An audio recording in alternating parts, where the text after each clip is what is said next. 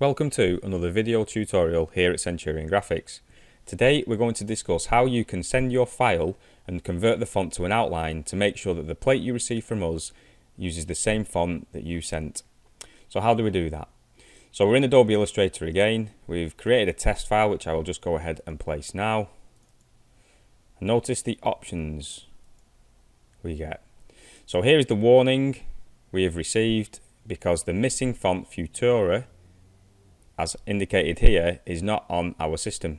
So if you had sent your file using this font, we would not have been able to replicate the file properly.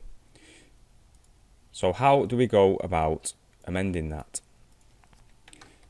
Well, if we just ungroup all of these different files, we'll be able to see this font here is Myriad Pro, which we do have on our system, and so it displays correctly. These here should be Futura, which look like the bottom one here. The difference with this file, if you can see, is it has been converted into outlines. This is now a graphical image that will always reproduce no matter who you send it to. The way that you go about this is by highlighting the font you want to change, right-clicking, create outlines.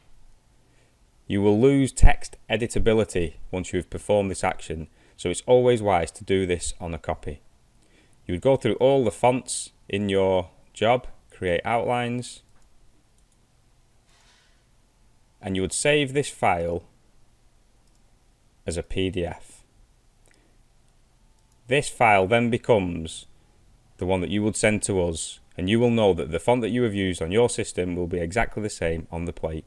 So hopefully that's been helpful, and we hope that you do come back to look for more video tutorials here at Centurion Graphics.